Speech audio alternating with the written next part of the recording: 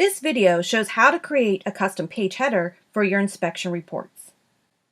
PalmTech gives you the ability to customize the page header that shows up at the top of each page of your reports.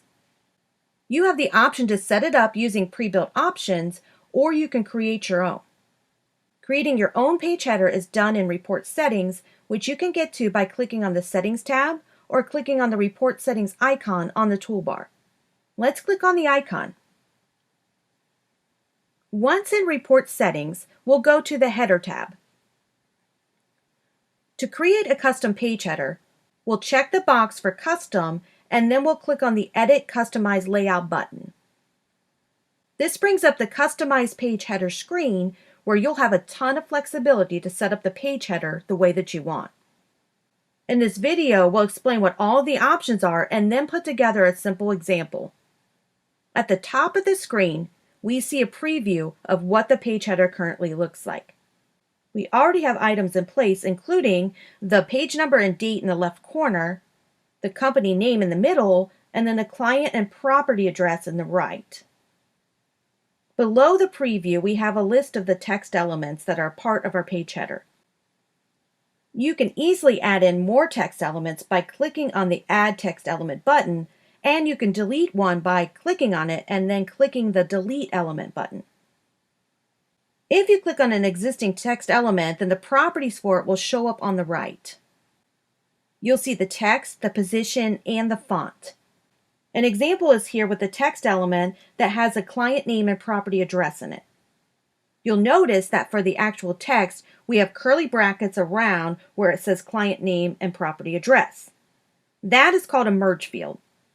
The way that this works is it'll pull in information from the inspection you're working on and then display it where you have the merge field. For this text element, you can see that it is set to be right justified and that it will start at 0.6 inches down on the page.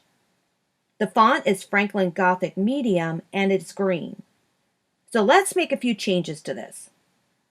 First, let's change it so that it says property before the property address merge field. Now let's change the font so that it's black instead of green. We can do this by clicking on the Choose Font button and then making the font changes that we want. Next, let's move this to the left side of the header, so we'll change it to left. When we do this, we'll see that it's overlapping with the page number and the date and time. Let's fix this. We'll click on the text element for the page number and the date and time. Let's move it to the center and take out the date and time because we'll say that we don't want it in the header. Next, we'll lower it some because we don't want it to overlap anything else. You can change the position of items either by clicking on the arrows to the right, or you can simply click in the box and type in what you want.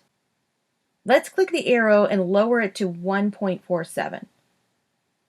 And the reason that we're going to lower it so much is because we're going to be adding our logo above it, and we want to leave plenty of room for it.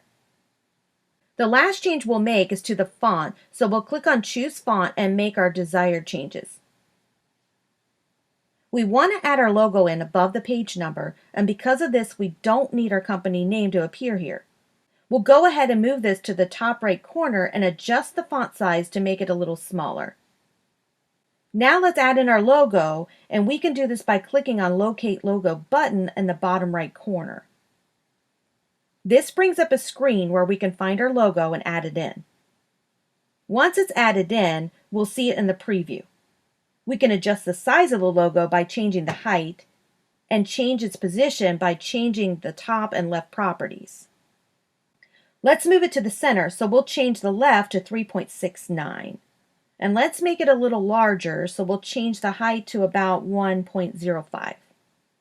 We'll raise it up on the page, so we'll change the top to 0.36. The last change we want to make is we want to add in our website and our company phone number in the top right corner below the company name.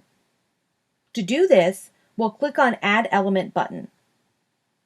We'll type in our website, and then followed by our phone number on the next line. And then we'll lower it a little bit, so we'll change the vertical to be 0.63. Now we've set up the page header to look the way that we want for all of our inspections. We can always come back in here and make any changes that we want, and if you ever wanted to start over, you can do so by clicking on the Reset to Default button. Let's go ahead and click on Close, and then click on OK to close out of the report settings. We'll go ahead and click on Print Preview so we can see how the header looks. As you can see, the header is set up with all the changes that we've made. This concludes a video on creating a custom page header.